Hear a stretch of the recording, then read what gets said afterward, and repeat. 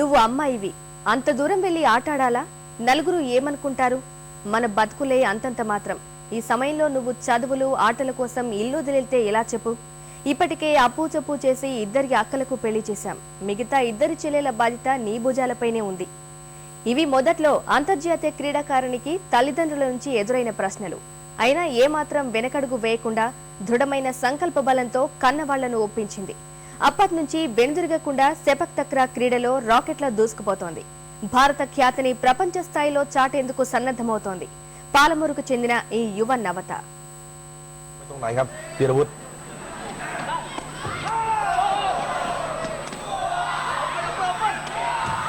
เราดักได้เอาเลยครับแม่แต้มนี้เราหนีออกมาห่างไปครับไม่ต้องใกล้เน็ตครับโอ้โห sepak తక్రా ఇదో క్రీడ.ไม่ได้ครับฟาดจังหวะนี้เรียบร้อยครับนิสาคณะవాలీబాల్ ను పోలి ఉండే బంతిని కాలితో అవతలి కోర్టుకు పంపించే ఈ ఆట మలేషియా, థాయిలాండ్ సహా ఆసియా దేశాలలో ప్రాచుర్యం పొందింది. సెపక్ తక్రా మలేషియన్ పదం. సెపక్ అంటే బంతి, తక్రా అంటే తన్నడం. 1990లో మన దేశంలో అడుగిడిన ఈ ఆటలో జాతీయ, అంతర్జాతీయ పోటీల్లో మహబూబ్ నగర్ జిల్లాకు చెందిన ఖిల్లా గణపురం గ్రామానికి చెందిన ఇంటర్మీడియట్ విద్యార్థిని నవత అద్భుతంగా రాణిస్తోంది.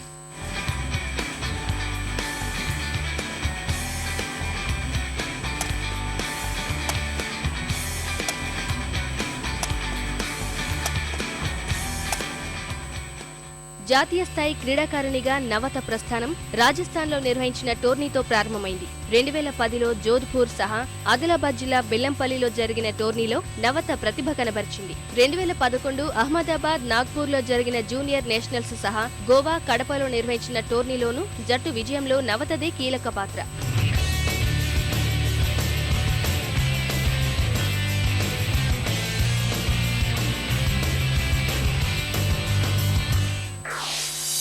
నేను ఇప్పటివరకు టోటల్ 10 నేషనల్స్ ఆడాను. 10 నేషనల్స్లో 3 sub juniors, 2 seniors, 1 junior, 1 south zone national, 2 school games. అలాగే నేను వరల్డ్ ఛాంపియన్షిప్ సీనియర్స్ తాలియాన్లో జరిగింది, యుదంతని సిటీలో సీనియర్స్వి. అక్కడ నాకు బ్రాంజ్ మెడల్ వచ్చింది. వ్యక్తిగతంగా ఇప్పటి వరకు 2 బంగారు పతకాలు సాధించిన నవత ప్రస్తుతం ఏషియన్ క్యాంపులో శిక్షణ తీసుకుంటోంది. 2014 సెప్టెంబర్లో దక్షిణ కొరియాలో జరిగే సెపక్ తక్రా క్రీడల కోసం సన్నద్ధమవుతోంది. జట్టులో కీలకమైన షూటర్ పొజిషన్లో ఆడుతున్న ఈ అమ్మాయి భారత్కు పేరు తీసుకురావడమే తన లక్ష్యమంటోంది.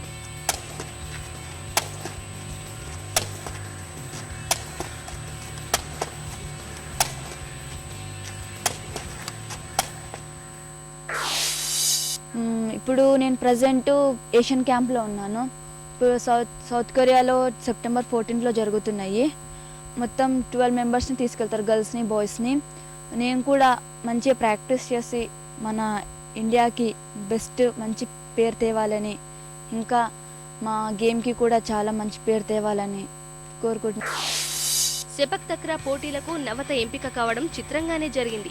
2006లో శాప్ స్పోర్ట్స్ స్కూలులో ఎంపిక ప్రకటన చూసి పరీక్షలో ప్రతిభ కనబర్చింది. క్రీడా పాఠశాలలో పలు అంశాలపై శిక్షణ ఇస్తుండగా ఏదో ఒక ఆటను ఎంచుకోవాల్సిన పరిస్థితుల్లో నవత సెపక్ తక్రా వైపు మొగ్గింది.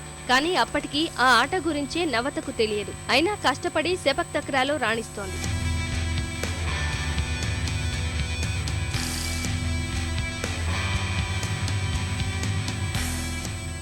సెపక్ తక్రా క్రీడలో రాణిస్తున్నప్పటికీ నవతను పేదరిక సమస్య వెంటాడుతోంది. తల్లిదండ్రులకు 5గురు ఆడపిల్లలు కాగా నవత 3వ అమ్మాయి. తమకున్న 2 ఎకరాల పొలం సహా మరో 5 ఎకరాలు కౌలుకు తీసుకుని ఆమె కుటుంబం సాగు చేస్తోంది. ఈమె 2 అక్కలకు 10వ తరగతి వరకు చదివించి పెళ్లి చేసిన తండ్రి నవత విషయంలో అదే ఆలోచన చేస్తున్నాడు. అయితే నవత మాత్రం చదువుకోవాలని, సెపక్ తక్రా క్రీడలో రాణించాలని అనుకుంటోంది.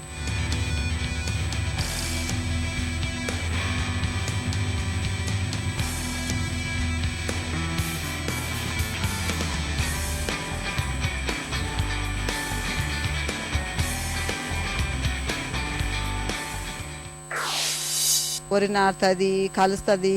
ఇంకా అక్కడ ఊరికి వెళ్ళేటప్పుడు డబ్బులు లేక ఇబ్బంది అయ్యి కూలి వస్తుంది, పత్తి తీయనికి వస్తుంది, కలవనికి వస్తుంది, బుడ్డలు వీకనికి వస్తుంది.